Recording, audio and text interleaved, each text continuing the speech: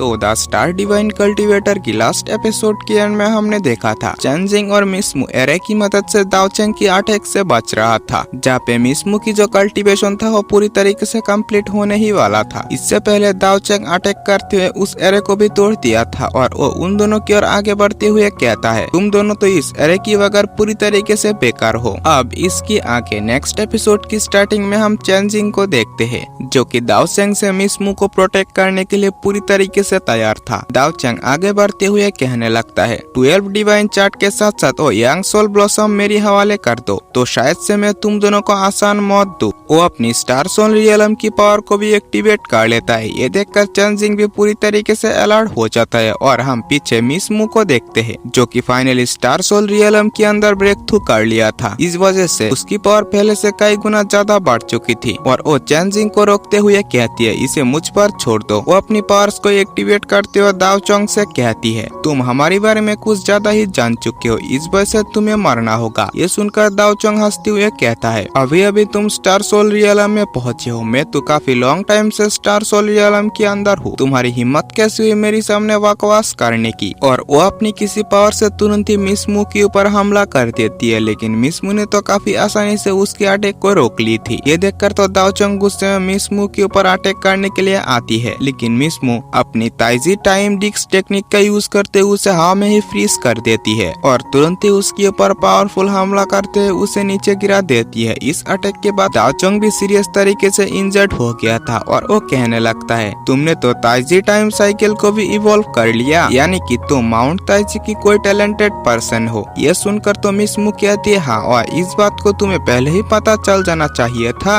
ये कहते हैं मिसमू तुरंत ही उसके ऊपर हमला कर देती है। इस हमले की बात तो दाओचेंग की हालत खराब हो गया था। चेंजिंग उसे चेक करते हुए कहता है, मिसमू ये तो मर चुका है, इसलिए हम अब यहाँ पे पूरी तरीके से सेफ है। ये सुनते तुरंत ही मिसमू बेहोश होकर नीचे गिरने लगती है, लेकिन चेंजिंग ने इसे संभाल लिया था और वो इसके बारे में मिसमू से पूछती है। मिसमू कहने लगती है, मैंने हाल ही में स्टार सोल रियलम के अंदर ब्रेक थ्रू किया है, इस वजह से मेरी जो स्ट्रेंथ है, यानी कि मेरी जो सोल स्ट्रेंथ है वो काफी वीक है और मैं ज्यादा देर तक अपनी सोल पावर को यूज नहीं कर सकता। ये सब सुनने के बाद चेंजिंग कहने लगता है, मिसमू आपकी जो ताइजी टाइम साइकिल है वो काफी ज्यादा अमेजिंग है, वो आपसे हाई स्टेज की वॉरियर को भी काफी आसानी से हरा सकता है। मिसमू चेंजिंग को समझाते हुए कहती है, इक्वल लेवल की कल्टीवेटर्स के अंदर हाई लेवल की martial art technique low level की मार्शियल आर्ट टेक्निक से काफी ज्यादा फायदेमंद साबित हो सकता है और अगर उसने हमारे सामने कोई मास्टर क्लास स्टार एक्सपेक्ट का इस्तेमाल किया होता तो शायद ही मेरी ताइजी टाइम साइकिल से उसे ज्यादा कुछ इफेक्ट हुआ होता। ये सुनने की बात चेंजिंग कहने लगता है, वैसे वो तो कॉन्स्टेलेशन हॉल से था, पर एक पर्सन हमारे बारे में जानकर भाग चुका है, इस वजह से कॉन्स्टेलेशन हॉल को भी हमारे बारे में पता चल गया। अब हमें क्या करना चाहिए? तो मिसमू कहती है, जो चला गया वो कोई पावरफुल पर्सन नहीं था और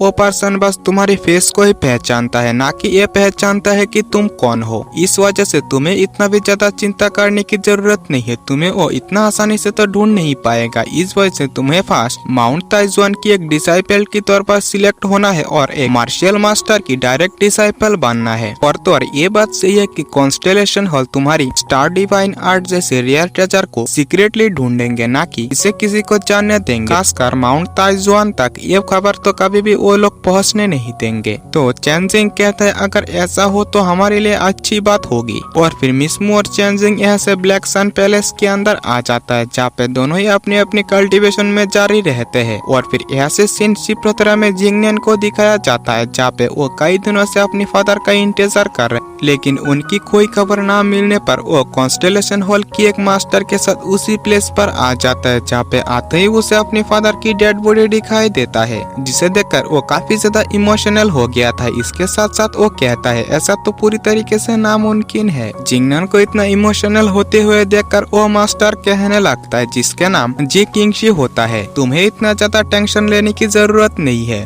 तुम्हें पहले तो कॉन्स्टेलेशन हॉल में जाकर अपनी कल्टीवेशन के ऊपर ध्यान देना चाहिए। जहाँ तक बात है तुम्हारी कोई फैमिली की, मैं उसका ख्याल रखूंगा। उसके साथ साथ तुम्हारे फादर की पोजीशन भी तुम्हें मिल जाएगा। तुम्हें बस जल्द से जल्द स्टार सोल रियलम तक पहुँचना होगा और तुम अपनी फैमिली में वापस जाकर अपनी फैमिली की बिजनेस को संभाल सकते हो। तुम्हारे फादर की स्टार कोर पैलेस में जो पोजीशन है वो भी सही टाइम पर तुम्हें दे दिया जाएगा। ये सुनकर जिंगनान पैलेस मास्टर को थैंक्स करते हुए कुछ कहने ही वाला था, लेकिन वो तुरंत ही रुक जाता है। ये देखकर पैलेस मास्टर भी कहता है, क्या तुम कुछ कहना चाहते हो? जिंगनान कहता है, पैलेस मास्टर जी, मेरे पास आपके लिए एक सीक्रेट खबर मौजूद है जो कि स्टार डिवाइन पैलेस की सीक्रेट टेक्निक 12 डिवाइन आर्ट के ऊपर है। ये सुनकर ही वो आसपास देखते हुए तुरंत ही पैलेस मास्टर के पास जाकर कहने लगता है। ये सभी सुनकर तो पैलेस मास्टर जी भी काफी शॉक हो गया था और वो कहने लगता है, तुम्हारे फादर की एक्सपीरियंस और पावर को देखते हुए कभी भी हार नहीं मान सकता था। उसकी हार मानने की यही वजह है कि उसके पास 12 डिवाइन चार्ट मौजूद था। ये सुनकर जिंगनान कहता है, हाँ पैलेस मास्टर, और इस चीज के लिए आप मेरी फादर से, यानी कि मेरी फादर की मौत की बदला उस लड़के से लीजिए। तो पैलेस मास्टर जी कहता है, तुम इसके बारे में चिंता मत करो, मैं उस लड़के को ढूंढूंगा और तुम्हारे फादर की मौत की बदला भी लूंगा। फिलहाल के लिए तुम वो बताओ कि वो लड़का कैसा दिखता था, यानी कि पूरी डिटेल में उसकी फेस के बारे में बताओ। तो जिंगनान भी पैलेस मास्टर मुंह को पूरी डिटेल में ये सभी चीजें बता देता है। ये सभी चीजें सुनने के बाद पैलेस मास्टर जी तुरंत ही कुछ देर सोचने के बाद जिंगनान की गला को दबाने लगता है और कहने लगता है, तुम्हारी जैसी पर्सन को ऐसा सीक्रेट पता हो ये कभी भी होना नहीं चाहिए। और पैलेस मास्टर जी जिंगनान को तुरंत ही वहीं पे मार डालता है और फिर वो हंसते हुए कहता है, मुझे जब वो चीज मिल जाएगा तो एक मार्शल मास्टर में आसानी से बन सकता हूँ। इसके साथ साथ मैं हजारों सालों तक जिंदा रह सकता हूँ, यानी कि इस कॉन्टिनेंट के अंदर जिसकी कल्टीवेशन जितनी ज्यादा होगी वो उतनी सालों तक जिंदा रह सकता है। और फिर पैलेस मास्टर जी फिर से कहने लगता है, माउंट ताइजुआन के पास ऐसी सीक्रेट ट्रेजर जो कि एक डिसाइपल जिसकी 6 सील वॉरियर है उसके पास ऐसा नहीं होना चाहिए। और तो और जिंगनान ने बताया था कि उसने स्टार मिथ शॉट टेक्निक का भी यूज किया था। इससे मुझे ये तो पता चल जाता है कि वो काफी टैलेंटेड पर्सन है, यानी कि टैलेंटेड डिसाइपल है। और तो और यकीनन वो माउंट ताइजुआन की शोडाउन के अंदर हिस्सा लेने वाला है। यही पे उसकी पोल खोल जाएगा और वो यहाँ से निकल पड़ता है। और फिर यहाँ से सीन शिफ्ट होता है और हमें 2 डिसाइपल को दिखाया जाता है, जो कि इनमें से एक डिसाइपल था जियान फेयू और दूसरा डिसाइपल गु शोजुन। जियान फेयू शोजुन से कहता है, यही मेरा घर है, मैं यही पे रहता हूँ। शोजुन इस जगह के बारे में तारीफ करते हुए कहता है, इसमें कोई शक नहीं कि तुम इतनी ज्यादा पावरफुल हो। और फिर पास ही हम 2 डिसाइपल को देखते हैं जो कि इन दोनों को देखकर बात करने लगता है कि इनमें से जियान फेयू जो है वो स्टार सोल रियलम की सेकंड स्टेज पर पहुंच चुका है, लेकिन वो ब्लैक सन पैलेस वापस क्यों आया? वो अपनी पावर से ब्लैक सन पैलेस की एक मास्टर बन सकता है। उसकी एज तो अभी 20 ईयर्स है और तो और काफी आसानी से सेक्रेट ग्राउंड के अंदर भी एंटर कर सकता है। सही में वो काफी बेस्ट है। यकीनन वो एक दिन मार्शल मास्टर जरूर से बन पाएगा। तो दूसरा डिसाइपल कहता है, मुझे तो डाउट हो रहा है कि वो ब्लैक सन पैलेस वापस क्यों आया। क्या ऐसा हो सकता है कि वो ये देखने के लिए आया है इस साल टॉप पर कौन पहुंचेगा? तो दूसरा डिसाइपल कहता है, मुझे तो लगता कि वो 10 डायरेक्शन एकेडमी की डिसाइपल चेंजिंग के लिए ही आया है। और उन दोनों की ऐसी तारीफ में ही ये एपिसोड यहीं पे एंड होता है। तो अगर आप लोगों ने अभी तक हमारे चैनल को सब्सक्राइब नहीं किया तो प्लीज सब्सक्राइब कर लेना और वीडियो अच्छा लगा तो एक लाइक जरूर से कर देना।